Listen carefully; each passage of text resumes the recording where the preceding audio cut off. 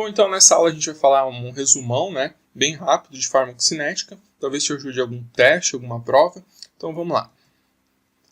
Primeiro a gente precisa diferenciar a farmacocinética e a farmacodinâmica. Farmacocinética, então, é o que o corpo faz com o fármaco. Qualquer alteração físico-química, etc., tudo que o corpo fizer com um fármaco de diferente vai ser a farmacocinética. Farmacodinâmica, então, é o que o fármaco faz com o corpo. Então, tudo que o fármaco faz para alterar alguma coisa no organismo humano. Então, como a gente está falando de farmacocinética, então ela vai ser dividida ali em absorção, distribuição, metabolismo e excreção. Então vai ser dividido em essas 4 etapas. Então a gente vai começar falando sobre absorção. A absorção é a passagem do fármaco ao sangue. Então se não tiver passagem do fármaco ao sangue, não vai ter absorção. Se não foi para o sangue, não tem absorção. Então a gente tem ali a imagem para representar. Precisa o fármaco estar passando para o sangue para haver absorção. Então, continuando, os fármacos lipofílicos eles são mais absorvidos. Por que os fármacos lipofílicos são mais absorvidos? Porque a membrana plasmática das células, e o ser humano, né, é formado de células, essas membranas plasmáticas elas possuem bicamada lipídica, elas possuem lipídio. E os fármacos lipofílicos eles gostam mais do lipídio, porque eles são lipofílicos, eles gostam de lipídio. Então, podemos dizer assim, né, numa linguagem mais bruta. Então, fármacos lipofílicos eles são mais absorvidos. A maioria, então, passa por difusão passiva. Difusão passiva, lembrando, não gasta energia, não gasta ATP. Então, ele vai de maior concentração para menor concentração. Eles são mais absorvidos no intestino devido às vilosidades. Então, os fármacos eles vão ser mais absorvidos no intestino porque o intestino vai ter aquelas dobrinhas, aquelas vilosidades ou microvilosidades. E essas dobrinhas vão ajudar, então, ao fármaco ser mais absorvido. Então ele precisa ser lipofílico, ele passa por difusão passiva em sua grande maioria, e ele vai ser mais absorvido no intestino devido a vilosidades. Continuando, então, a absorção ela tem vários interferentes, a gente vai falar alguns agora. A glicoproteína G, como que ela interfere? A glicoproteína G é uma proteína, né, uma glicoproteína, que ela vai bombear fármacos para fora da célula. Então ela pode estar atrapalhando aí nessa absorção, porque ela está bombeando os fármacos para fora da célula. Vai ter também ionização, que a gente vai falar no próximo slide, e tem a questão do alimento. O alimento ele pode formar uma barreira, por exemplo, no estômago. Quando ele formar essa barreira, vai diminuir então essa superfície de contato ali com o fármaco, e ele pode acabar tendo dificuldade para ser absorvido. Ou o alimento ele pode ajudar também. Por exemplo, se ele precisar que aumente a lipofilia para ter uma melhor absorção, por exemplo, um fármaco precisa de um ambiente mais lipofílico, o alimento lipofílico, um alimento lipídico, no caso, mais gorduroso, pode ajudar então nessa absorção. Então, sobre a ionização, quando o fármaco for ácido e tiver contato então com o estômago, que também é ácido, não vai ocorrer a ionização. Então, o que é ionização e não ionização? Quando ocorre ionização, o fármaco ele se torna mais hidrofílico. E a gente não quer isso. A gente viu que para ser melhor absorvido, o fármaco tem que ser mais lipofílico. Então, quando ocorre ionização, o fármaco vai ser mais hidrofílico, vai absorver menos. Então, assim, quando for um ácido com um ácido, não vai ionizar.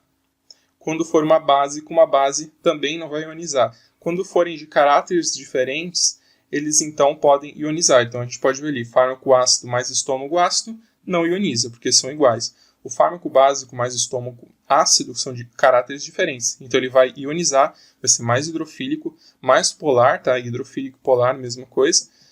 Então ele vai ionizar, não vai ser absorvido. O fármaco ácido mais intestino, o intestino é básico. Então ácido mais base, ele vai ionizar, são diferentes. Então ele não vai ser tão bem absorvido. O fármaco básico, mais intestino, então fármaco básico, intestino é básico, não ioniza. Então ele vai continuar lá lipofílico, ele vai ser ainda bem absorvido. Então agora sobre a distribuição, a segunda etapa. Então é a passagem do fármaco aos tecidos. Então a absorção era o quê? A passagem ao sangue. A distribuição é a passagem do fármaco aos tecidos.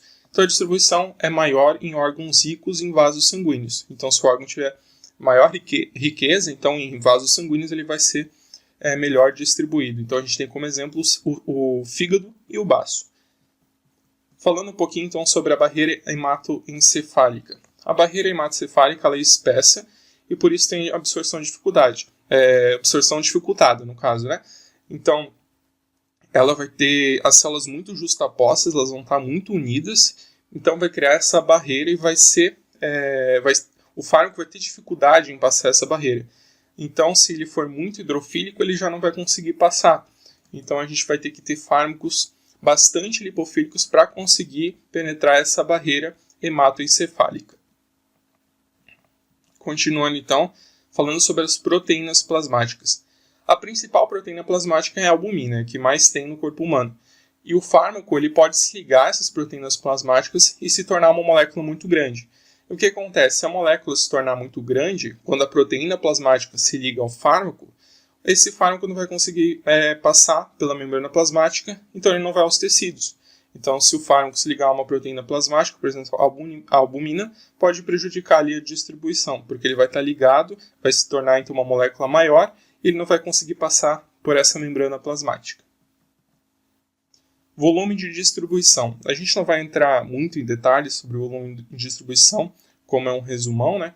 Então, mais volume de distribuição, então a gente vai ter ali a equação, né, que vai ser a dose dividida pela concentração do sangue ou plasma.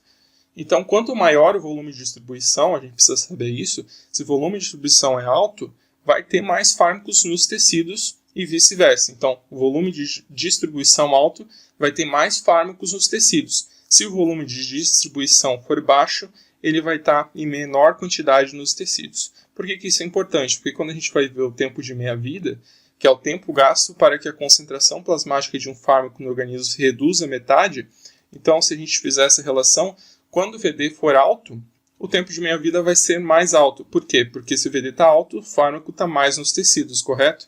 Se ele está mais nos tecidos, ele vai demorar mais tempo para sair do organismo. Então, o tempo de meia-vida ele vai aumentar, porque ele está lá no tecido, ele não está na corrente sanguínea, ele pode ser eliminado.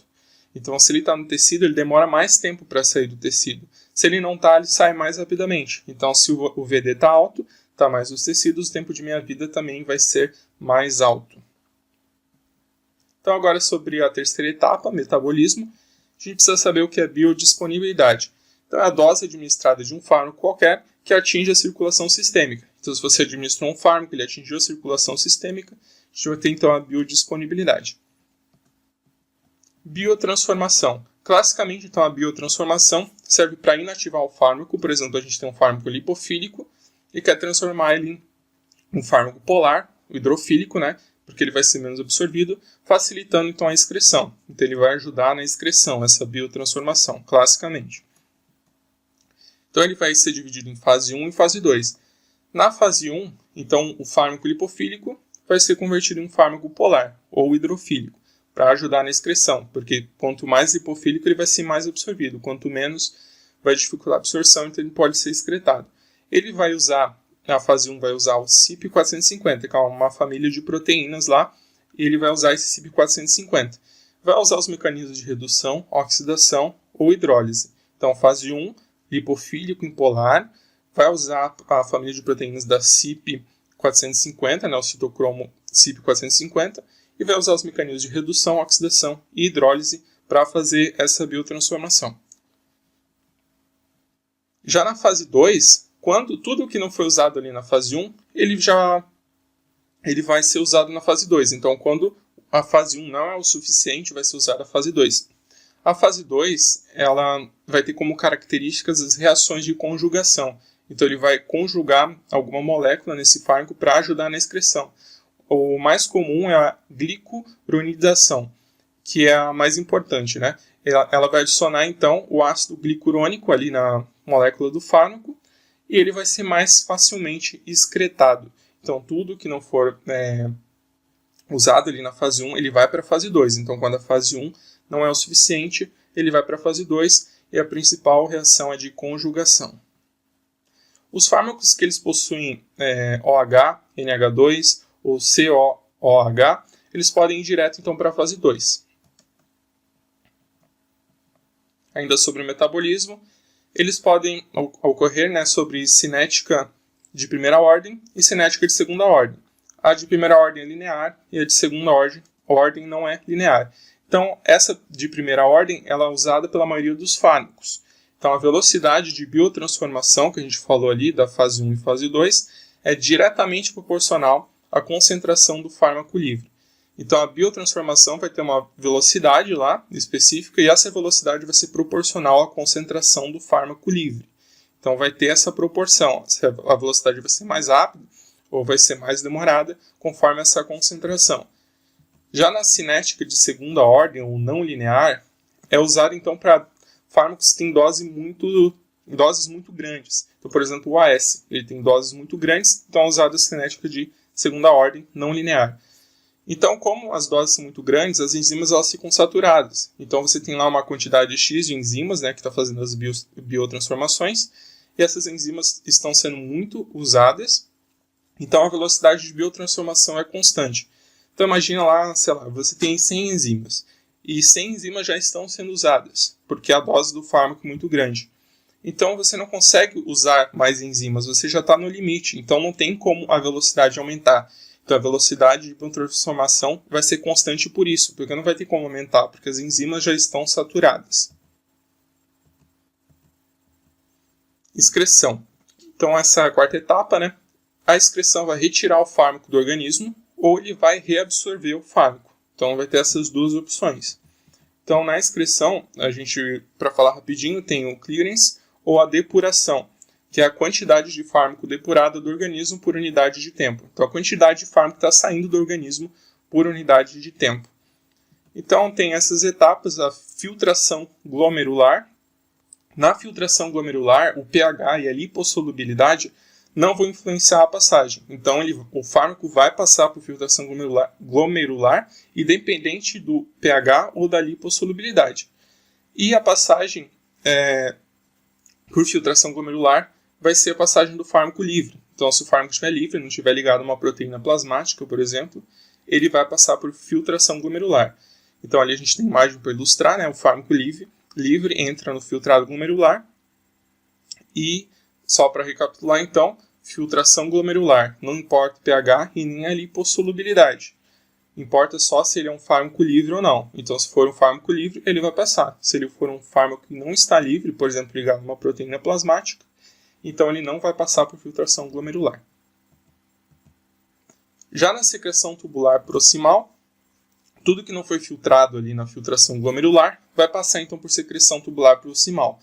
Essa secreção tubular proximal tem baixa especificidade e pode ocorrer competição por transportadores. Então, se você tem essa secreção de fármacos, né, ele vai ser feito por transportadores e se tiver muitos transportadores sendo usados ao mesmo tempo, pode ocorrer uma competição. Então, essa secreção tubular proximal pode demorar mais ou ser mais rápido, dependendo de quantos transportadores estão sendo usados. Então, pode ocorrer essa competição de transportadores. Então, a secreção tubular proximal também tem baixa especificidade, como eu disse. Então, ela pode ela consegue fazer secreção de fármacos sem essa alta especificidade. Então, não precisa ser um fármaco específico lá, porque ele tem baixa especificidade. Já na reabsorção tubular distal, a gente vai ter a reabsorção passiva de fármaco não ionizado. O que é um fármaco não ionizado? Então, ele não se tornou hidrossolúvel. Então, se ele não se tornou hidrossolúvel, ele está ali lipossolúvel, ele consegue voltar então por reabsorção passiva. E se o fármaco tiver lipossolúvel ainda, então ele também vai passar por reabsorção, ou seja, ele vai voltar ao organismo. Então ali a gente tem a imagem também, né, reabsorção passiva de fármacos não ionizados e lipossolúveis que foram concentrados no interior do lúmen ali em concentração maior do que o espaço perivascular. Então eles vão voltar ali, basicamente, né, falando, eles vão voltar para o organismo. A gente tem um exemplo ali então. Por exemplo, o pH da urina ele pode evitar reabsorção de fármacos. Então, vamos supor que uma pessoa foi administrada, uma pessoa, né, o fenobarbital, que é um ácido fraco. E você também administrou o bicarbonato. O bicarbonato é básico, então ele vem alcalinizar a urina. Então, se a gente tem um fenobarbital que é ácido, e a gente usou o bicarbonato para alcalinizar a urina, ou seja, transformar a urina em base, então a gente vai ter um ácido mais base, lembra que caráteres diferentes, vai ionizar. Se ioniza, transforma o fármaco em mais hidrofílico, ele tem que ser lipofílico para ser absorvido. Se ele transforma mais em hidrofílico, ele vai ser excretado. Então ele vai sair ali, por exemplo, na urina. Então essa foi a aula de hoje, né? A gente fez um resumão apanhado, espero que te ajude em alguma prova, algum teste. Obviamente a gente não falou de tudo, foi só uns tópicos principais. Então se você gostou do vídeo, por favor curta o vídeo, comente e se inscreva no canal, que é muito importante para o crescimento do canal.